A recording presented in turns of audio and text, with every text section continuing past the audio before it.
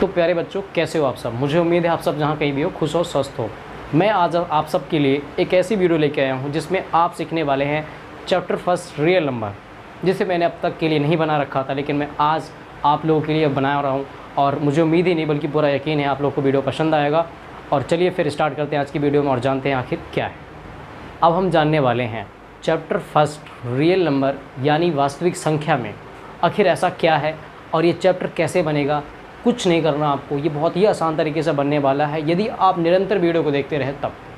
अगर आप इसे स्किप कर देते हैं तो आपको चैप्टर बिल्कुल ही समझ में नहीं आएगा। ये मेरी गारंटी है आपसे, बिल्कुल समझ में आने वाला है। बस आप चैप्टर को देखते रहिए ध्यान से और समझते रहिए। कोई भी डाउट हो मुझे कमेंट बॉक्स में ज़रूर बताएं ताकि मैं आपकी आने वाली हर वीडियो में आपका सोल्यूशन ला सकूं। ठीक है, स्टार्ट कर। तो चलिए अब जानते हैं आखिर किस तरह से इस चैप्टर का शुरुआत करना है। तो सबसे पहले मैं आपको कुछ बेसिक चीज़ें बताने वाला हूं जो कि बहुत ही ज़रूरी है। यदि आप ये नहीं करते तो आपके हाथ में और आपके माइंड में ये चीज़ नहीं आने वाला है। तो कैसे आएगा, सुनो। चैप्टर फर्स्ट रियल नंबर के बारे में जानते हैं कि वास्तविक संख्या क्या है और कितना है। सबसे पहले आज ये समझेंगे हम।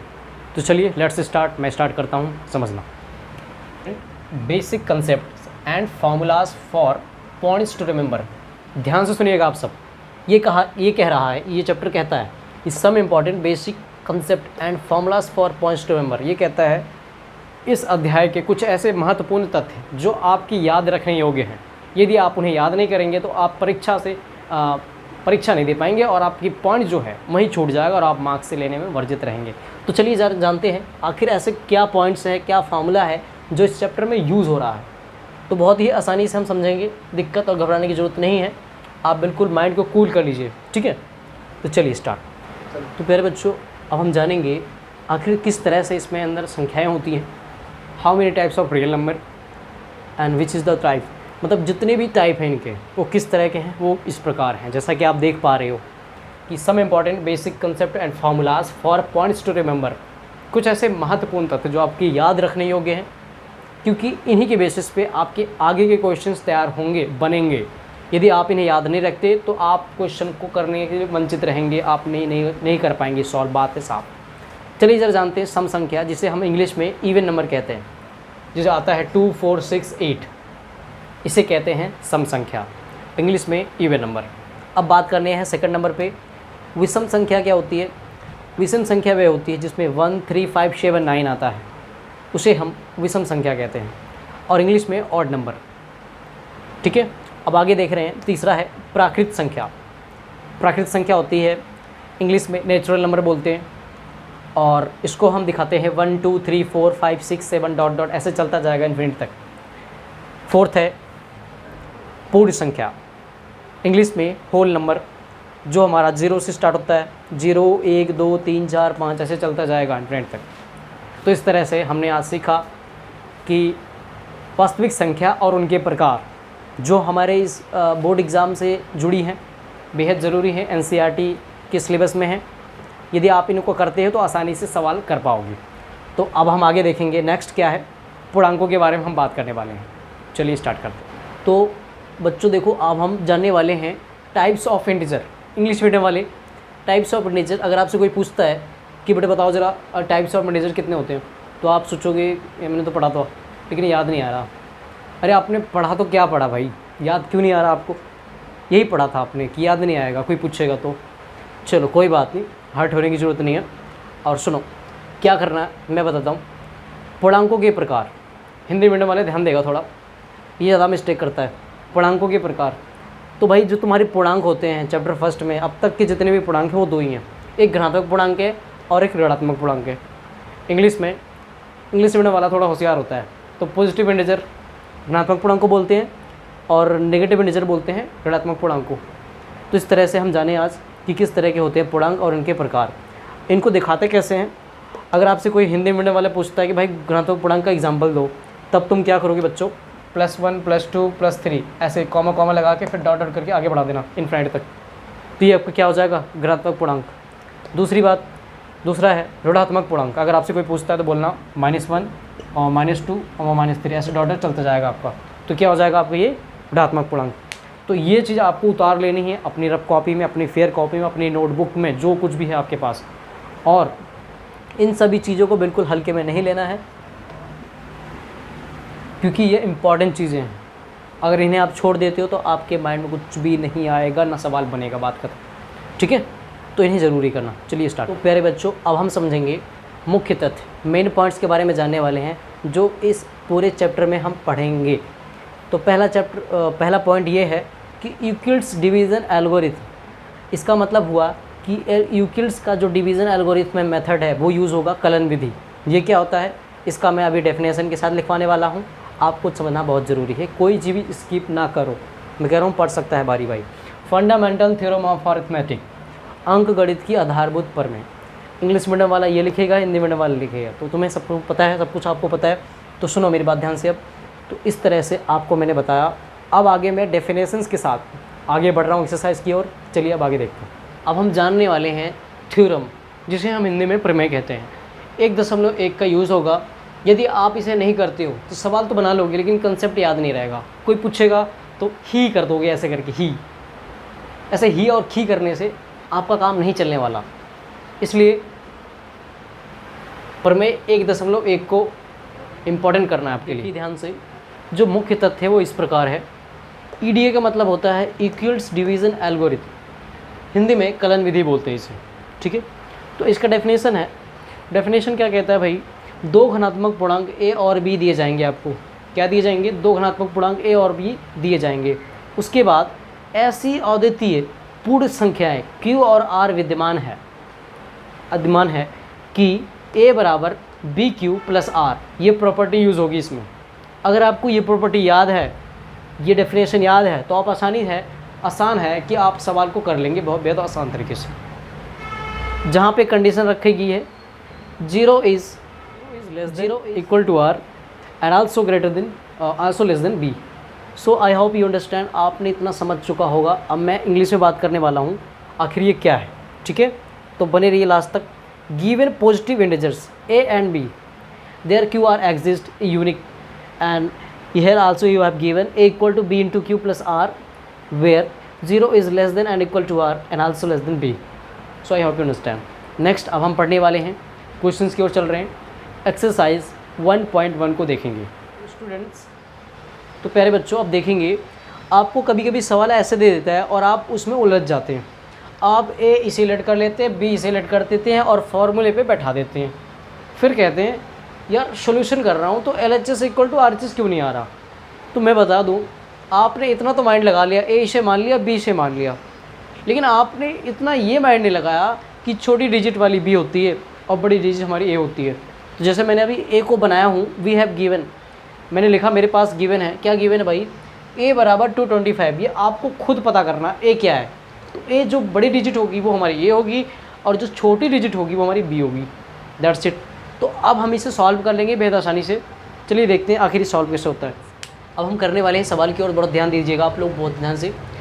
तो 135 एंड 225 को हम यूक्लिड डिवीज़न मेथड द्वारा सॉल्व कर रहे हैं। इसको हिंदी में कलन विधि कहते हैं और इसका फॉर्मूला होता है ए बराबर B Q plus R. Simple है, कुछ नहीं है। तो देखो ज़रा करते क्या है। जो कलन विधि होती है वो क्या कहती है, जो हमारा यूक्लिड डिवीज़न एल्गोरिथम मेथड होता है वो क्या कहता है। 135 को 135 से किया, सॉरी 1 से किया तो हमें मिला 135। अब सब्ट्रैक्ट करने में मिला हमें 90। क्या मिला हमें? 90। तो अब ये कहता है जैसे ही हमारा रिमाइंडर आता है उसको फिर अगेन हमारा जो गिवन नंबर बी है, जो सबसे छोटी डिजिट है, उसको तो हम जो सबसे छोटी डिजिट उसे बाहर रखेंगे और जो बड़ी डिजिट अंदर है उसको दोबारा से वही प्रक्रिया करेंगे हम बार बार। तो 90 बाहर लिया, यहाँ पे अंदर आ गया कितना? 135। ये यूक्लिड डिवीज़न एल्गोरिथम में यही होगा। जैसे आप इसको इससे डिवाइड करोगे, जो रिमाइंडर आएगा उसको बाहर लेके फिर इसको इससे डिवाइड करके आपको ऐसे करते रहना है जब तक आपका 0 नहीं आ जाता। तो देखो यहाँ पे 90 को 1 से किया तो क्या आ गया भाई? 90 आ गया। सब्ट्रैक्ट करने में मिला मुझे 45। तो अब देखा सबसे छोटा ये है, इसे बाहर किया और ये बड़ा है, मतलब पेयर वाइज आना है। जैसे इसको इससे करने पे ये आया तो मैंने इसको अंदर लिया और इसे बाहर करके इससे डिवाइड करके जो यू मैंने ये लाया 45। अब मैं क्या कर रहा हूँ, इसे अंदर ले रहा हूँ, इसे बाहर ले रहा हूँ। This is the reason of equals division algorithm. आप यही पूछोगे ऐसा क्यों कर रहे हैं सर, ऐसा क्यों कर रहे हैं हम? तो मैं ये कहूँगा ये इक्वल्स डिवीज़न एल्गोरिथम मेथड है, ये मैं नहीं करता, ये इक्वल डिवीज़न मेथड करता है, कलन विधि करती है। तो आपको ये प्रक्रिया ध्यान में रखनी है कि जैसे ही आप इसको इससे डिवाइड करो, जो रिमाइंडर है उसको बाहर रखो, फिर अंदर वाले को बाहर में डाल के फिर उसे फिर से डिवाइड करके फिर ये लाओ रिमाइंडर, फिर ऐसी प्रक्रिया चलती जाएगी जब तक आपका आंसर 0 नहीं आ जाता। तो देखो यहाँ पे 45 आ गया। अब मैं क्या करूँगा, 90 को अंदर लूँगा, तो 45 टू जा क्या होता है 90 होती है। तो मैंने देखा यहाँ पे मेरा आंसर फिनिश हो रहा है और मुझे निकालना क्या था HCF। तो HCF बराबर आ गया हमारा क्या, हाईएस्ट कॉमन फैक्टर जिसे बोलते हैं, वो आया है 45। This is your final answer. तो इस तरह से आपको सवाल को करना है और आप इस मेथड से भी कर सकते हो सवाल को। ये कहता है कैसे अप्लाई करें, कैसे अप्लाई करें कि हमारा आंसर ये आ जाए। तो सिंपल सी बात है, कोई दिक्कत नहीं, मैं इस मेथड से भी बता देता हूँ। तो पहले आप इतना नोट कीजिए, अब आगे देखते हैं। अब हम देख रहे हैं मेथड सेकंड। इसी सवाल का मेथड सेकंड है। वो क्या कहता है, वो कुछ नहीं कहता, जिस तरह से आप इस सवाल को इस डिवीज़न मेथड से किए हो सिमिलरली वही है, बस आपको थोड़ा प्रोसेस समझना है, कुछ भी नहीं है। A बराबर BQ प्लस R। अब A और B में तो डाउट क्लियर हो गया, जो डिजिट बड़ी होगी वो हमारा A होगा, जो डिजिट छोटी होगी वो हमारा B होगा। और Q क्या है, हमारा क्वोशंट है, भागफल, प्लस R क्या है, हमारा रिमाइंडर है, जिसे हमें हिंदी में शेषफल कहते हैं। तो इसी तरह से हमने इसको इस मेथड से अप्लाई किया है और यहाँ पे बनाया है। देखिए किस तरह से मैं लिखा हूँ। A क्या था हमारा भाई, A हमारी बड़ी डिजिट होनी चाहिए, बड़ी डिजिट होनी चाहिए। 225 इक्वल में रखा according to formula of Euclid division algorithm. और उसके बाद B देखो मेरी छोटी डिजिट है, मैं यहाँ रखा और इसको क्वोशंट से मल्टीप्लाई किया। देखो मेरा क्वोशंट क्या था, 1 था, तो मैंने यहाँ 1 लगाया और ऐड किससे कर दिया मैंने, रिमाइंडर से। मेरा रिमाइंडर क्या आया था, 90 आया था, तो मैंने 90 यहाँ रख दिया। तो इस तरह से मेरा स्टेप 1 कंप्लीट हुआ। और अगर मैं इसे सॉल्व करता हूँ तो LHS इक्वल टू RHS हमें मिल जाएगा, कंप्लीट है। ठीक है, तो आप करिए ज़रा सॉल्व इसे। 135 बन जा, 135 हो गया और 90 ऐड करने पे तुम्हें आपको मिलेगा 225। क्लियर हो गया हमारा स्टेप 1। अब स्टेप 2 में देखेंगे, सिमिलर है। अब हमने यहाँ से एक नई कंडीशन अप्लाई की है। ये स्टेप फर्स्ट था, ये स्टेप सेकंड है, ये स्टेप थर्ड है। आप सब बेहद आसान से समझिए, घबराने और चिंता करने की ज़रूरत नहीं है, बस माइंड में घुसाओ चीज़ों को। स्टेप 1, स्टेप 2, स्टेप 3, इसी तरह से यहाँ पे भी है। तो स्टेप 2 में हमने क्या किया, छोटी डिजिट एक तरफ है, बड़ी डिजिट एक तरफ है। जो बड़ी होती है उसे बाहर रखते हैं, देखो बाहर है, छोटी डिजिट को B है और B को क्वोशंट से मल्टीप्लाई किया। देखो क्वोशंट कितना है, 1 है, तो B हमारा क्या है, B हमारा है 90, जो कि छोटी डिजिट है, और क्वोशंट क्या है, 1 है। देख पा रहे हो आप सब, ठीक है। फिर ऐड किससे कर दिया मैंने, रिमाइंडर से, R कितना आया था, 45। तो इसको सम ऑफ करके हमें मिला 135, LHS equal to RHS, hence proof. आगे देखेंगे स्टेप थर्ड में, तो मैंने देखा छोटी डिजिट क्या है, 45 है, उसको हम बाद में देखेंगे। सबसे पहले हम ये देखते हैं बड़ी डिजिट कहाँ है, 90 है, तो 90 को बाहर रखा। उसके बाद हमने देखा B इंटू Q, तो B हमारा 45 है और Q हमारा क्या है, 2 है। और प्लस में रिमाइंडर देखा, कुछ नहीं बचा यहाँ पे, क्योंकि 45 टू जा 90 होता है, 90 से 90 कैंसिल हो गया, नीचे आ गया 0, तो ऐड करके 0 लगा दिया। अब यहाँ पे देखो 45 को 2 से करोगे क्या मिलेगा आपको, 90, हैंड्स प्रूफ। इस तरह से आपको सवाल को करना है, साथ के साथ देखते रहना है कहीं मेरा सवाल गलत तो नहीं हो रहा, ऐसे करके। ये नहीं कि आप कुछ भी बना रहे सवाल, आपको पता होना चाहिए मिस्टेक क्या होता है, ठीक है। तो इसका जो HCF निकला है, हाईएस्ट कॉमन फैक्टर निकला है, वो क्या है, हमारा HCF है 45 आंसर। इस तरह से आपके NCERT बुक में है। अब आगे देखेंगे क्वेश्चन को स्टूडेंट्स। अब हमें देखना है कि 196 और 38220 अब हमें सॉल्व करना है, कुछ नहीं है, 196 और 38,222 220। तो देखो ध्यान से, अब आखिर इस सवाल को करना कैसे।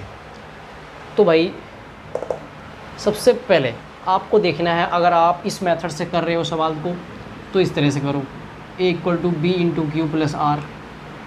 ये मेथड बिल्कुल एग्जिस्ट कर रहा है। अगर आप इस मेथड से समझ पा रहे हो तो इससे कीजिए। तो A कैसे निकालोगे आप, ये हमारा हो गया 38220, B हो गया हमारा 196। तो इस तरह से आप करके निकाल लोगे।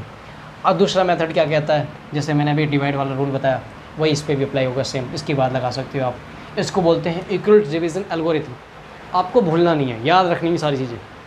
तो इस तरह से आगे देखेंगे 196, 220।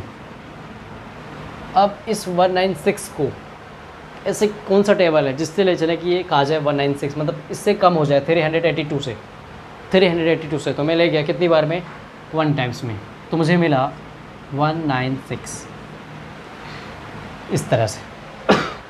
तो आप देखेंगे आगे सब्ट्रैक्ट करने में हमें मिला 186। अब यहाँ पे 2 बचा, 2 उतार लिया नीचे मैंने। तो अब देखेंगे आखिर किस तरह से यहाँ पे हो रहा है सवाल। तो 1862 हो गया। अब 196 को ऐसे कितने टेबल से मल्टीप्लाई करोगे कि इससे कम आ जाए, आपकी 1862 से कम आ जाए। तो इसके लिए मैंने टेबल देखा कि अगर हम 196 को 9 टाइम्स में करेंगे तो हमें मिलने वाला है 162 से लेस देन है, तो क्या मिलेगा 1764 इस तरह से। तो अब इसे भी सब्ट्रैक्ट करो, आपको मिलने वाला है क्या, आपको मिलने वाला है क्या, ध्यान दीजिएगा थोड़ा सा। तो सब्ट्रैक्ट करने के बाद आपको मिलेगा 98 और यहाँ पे 0 बचा हुआ है, इसको उतार लो आप। तो अब यहाँ पे देखो अभी भी मैंने बता रखा है जिस तरह से सॉल्व हो रहा है सवाल। तो कंडीशन को याद में रखते हुए अब क्या करेंगे, छोटी डिजिट बाहर रहेगी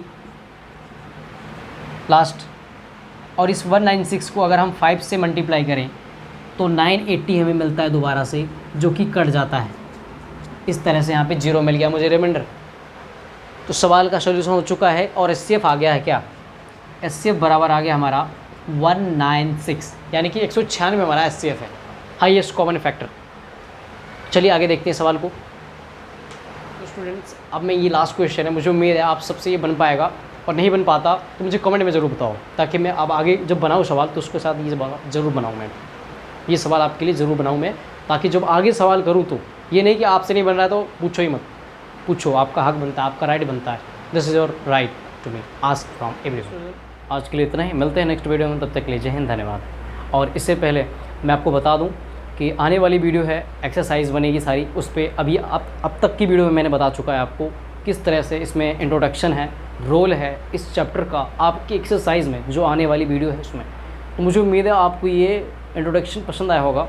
तो ठीक है, मिलते हैं नेक्स्ट वीडियो में, तब तक की जय हिंद, धन्यवाद।